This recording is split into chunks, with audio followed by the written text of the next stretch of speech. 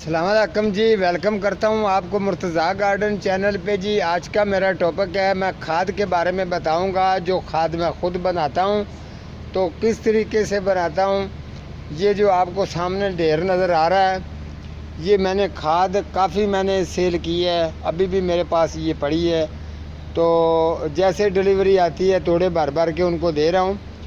तो ऐसे ही जैसे मैं एक नर्सरी पर काम करता था तो कुछ चीज़ें मैंने बताई तो नर्सरी का वो मालिक कहने लगा कि मुर्तज़ा साहब ये क्या कर रहे हैं। मैंने कहा जी ये सुना है कि ये चीज़ें जो है ना नेट पे, उन्होंने कहा छोड़ो इस चीज़ों को, वो काम करो, तुम इतने सीनियर कारीगर हो, वो ही काम करो जैसे शुरू करते रहे हो। मैंने कहा जी ठीक है।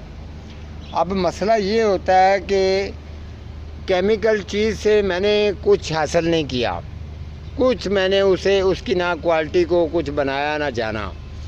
जो जिस तरीके से मैं ये खाद तैयार करता हूँ, जैसे गाँव की रवायत के मुताबिक चलना चाहिए, उसके हिसाब से मैं लोगों को बताता हूँ कि ये चीज़ कैसी है, ये कैसी है।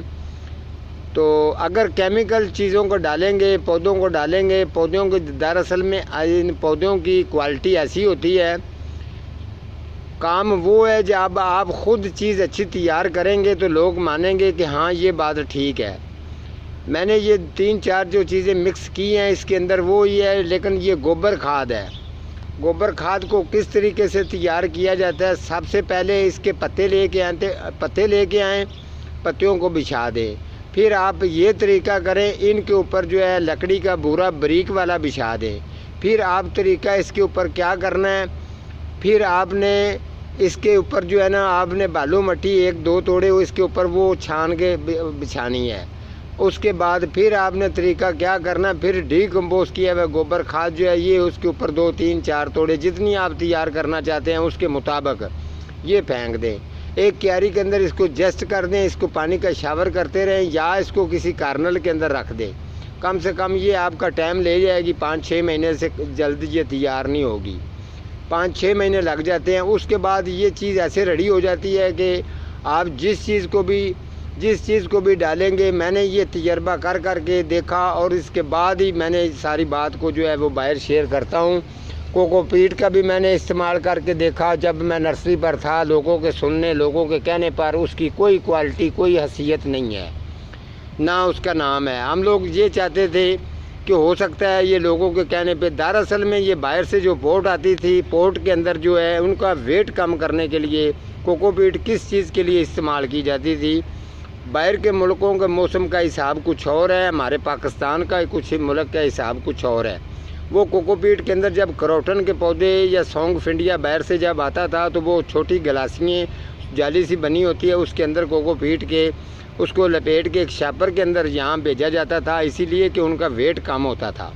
जब ये पोर्ट आती थी तो माल जब हम मंगवाते थे, सब नर्सरी वाले को एक मैसेज दे दिया जाता था कि बाहर से माल आ चुका है, आपको अपना माल जो है वो आप आके नर्सरियों पर आप ले जाएं। एक ही नर्सरी पर वो आ जाता था।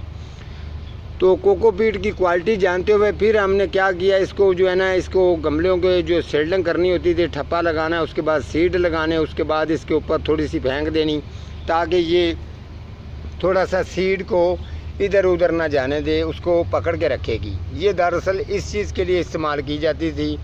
और उसके अलावा ये ज़रूरी नहीं है कि कोकोपीट, इसके अलावा और भी चीज़ें हैं। आप ज़्यादा अच्छा रिज़ल्ट चाहेंगे तो आप ये गोबर खाद जो है ये छान के हल्की सी ये भी आप डाल सकते हैं। उसके अलावा जिसको चावल, जिसको हम मुंजी कहते हैं, मुंजी का जो फोक होता है ये फैक्ट्रियों से मिल जाता है, ये भी बहुत अच्छा। आप इसका भी ऊपर से हल्का सा आप इसका शावर करेंगे, वो थोड़ी सी आप ऐसे इसको खलार के फैला के डालेंगे तो आपके सीड महफूज रहेंगे। उसके अलावा जो है ना इसकी पाख मिल जाती है, जिस जगह पे ये चावलों वगैरह का शेलर होते हैं उस जगह से मिल जाता है, लेकिन वो उस चीज़ के लिए इस्तेमाल होता है। उसमें ये चीज़ नहीं होती कि आप ये पौधों में डाल दें या कोई पाउडर डाल दें। मैंने अपनी ज़िंदगी में गोबर खाद का जितना मैंने रिज़ल्ट देखा है, दुनिया में मैंने किसी खाद के अंदर वैसा रिज़ल्ट भी नहीं देखा, खाने पीने वाली चीज़ों के अंदर जायका भी नहीं देखा। इसीलिए शुरू से ही मैंने ये बात पकड़ी है कि गोबर खाद जो है ना कभी हो नहीं सकता कि दुनिया में इसकी डिमांड कम हो जाए। क्यों, ये अगर कोई खाने वाले पट्ठे हैं तो उनको भी ये डाल रही है, अगर मकई है उनको भी ये डाल रही है, कमांद को ये डाल रही है, गोंगलुओं को ये डाल रही है, उसके अलावा तम्बाकू को ये डाल रही है, मिर्चों को ये डाल रही है, सब्जियों को ये डाल रही है। ये ही गोबर खाद।